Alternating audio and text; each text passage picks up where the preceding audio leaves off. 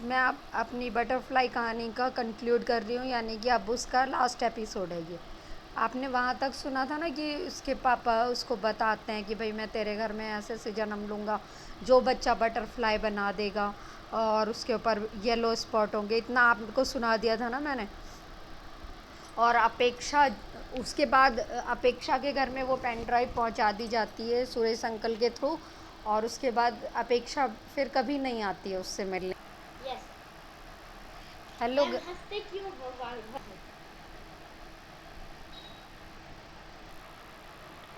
Hello guys, मैं अपनी कहानी बटरफ्लाई आपने वहाँ तक सुनी थी ना, अब उसका एंड है इस एपिसोड में।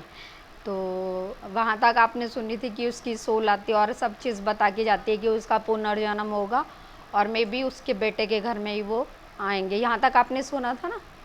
और अपेक्षा का तो ये है कि अपेक्षा की जो उसका एक ही मकसद होता है कि वो डॉक्यूमेंट उसके पेरेंट्स तक पहुंचाना, जो खो गया था उसका एक्सीडेंट में, जो होते हुए उसकी पेन ड्राइव गिर गई होती है उसके पेरेंट्स के, उसमें बहुत ज़्यादा इम्पॉर्टेंट डॉक्यूमेंट होते हैं, तो वो उसके घर पहुंचा दिए जाते हैं। और जब से वो पहुंचा दिए जाते हैं उसके बाद अपेक्षा कभी किसी को नज़र नहीं आती, मतलब कि पीटर को भी नहीं मिलने आती, मतलब दिखाई नहीं देती है।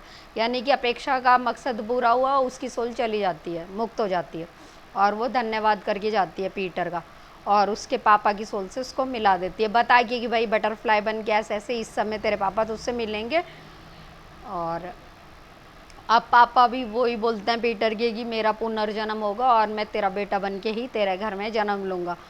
तो ऐसा ही कुछ सालों के बाद समय गुजरता है, पीटर पढ़ाई लिखाई करता है, फिर पीटर की शादी होती है और उसकी पत्नी आती है। फिर दो तीन शादी के 2 साल 3 साल के बाद उसके यहाँ ट्विंस बच्चे होते हैं, एक लड़का और एक लड़की। अब वो लोग कंफ्यूज हो जाते हैं कि उन्हें ये तो पता था कि भाई सोल हो सकता है पुनर्जन्म ले पापा की, पीटर को इंतज़ार था कि मेरे बच्चे के रूप में मेरे पिता वापस आएंगे, उसे भरोसा था पूरा। और वो जब बच्चे हो रहे होते हैं तो वो हॉस्पिटल में खड़ा होता है और वो उसी स्टिक को लेके जाता है जो पापा दे के गए थे, विश वाली, कि मेरे पापा को भगवान, मतलब गॉड, प्लीज़ मेरे पापा को मेरे ही घर में भेजना, कि जो आने वाला बच्चा है उसमें मेरे पापा की सोली आए और वो मेरे पापा मेरे पास तक वापस आ जाएं कैसे भी करके। तो दो जुड़वा बच्चे होते हैं, फिर वो लोग कंफ्यूज हो जाते हैं कि कौन सा बच्चा है जो पापा की सोल कौन से बच्चे में है। एक लड़का था एक लड़की होती है उसको। फिर धीरे धीरे बच्चे स्कूल जाते हैं। तो जब बच्चे स्कूल जाते हैं, ड्राइंग बुक भी होती है उनकी, एज इट इज़ पापा ने जैसे बताया था, वो भी पीटर इंतज़ार करता है, लेकिन वो बोलता नहीं है कि बच्चों को कि ड्राइंग बनाओ, ये नहीं। लेकिन अपनी मम्मी और अपनी वाइफ से बोला करता था कि ये बच्चे तो ड्राइंग बनाते ही नहीं है, कि बनाएंगे सब्र कर, ऐसे वो बोलते थे, टाइम आने पे बनाएंगे। तो ऐसे ही बच्चे स्कूल जाते हैं वो।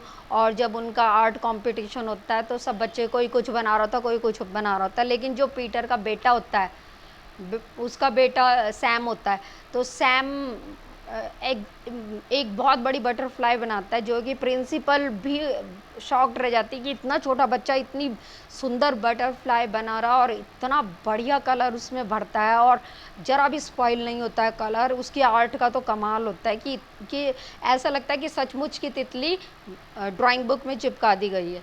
लोग देख के हैरान हो जाते हैं, इतनी अच्छी कलरिंग, इतनी अच्छी ड्राइंग।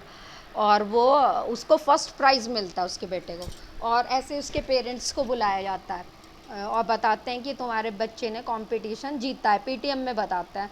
तो वो अपने बच्चे की ड्राइंग देखना चाहता है। जब जैसे वो ड्राइंग देखता है तो उसके बेटे ने वही ब्लैक कलर की तितली बनाई थी और उस पर येलो करके उसने सर्कल बनाए हुए थे, डिज़ाइन डॉट डाले हुए थे। और आप गाइस जान ही सकते हो कि पीटर की खुशी का क्या ठिकाना था, उसके पापा उसे वापस मिल गए थे उसके बेटे के रूप में।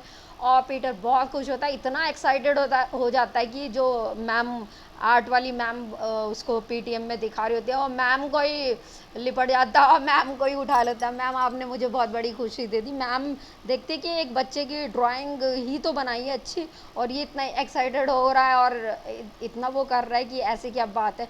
फिर वो मैम को बोलता है, मैम आप नहीं समझोगी लेकिन मुझे मेरे पापा वापस मिल गए, कह के वो थैंक यू करके अपने बच्चे को गोद में लेके और घर चला जाता है और वहाँ अपनी पत्नी को और अपनी माँ को बताता है अपने बेटे के बारे में कि सैम ही पापा हैं।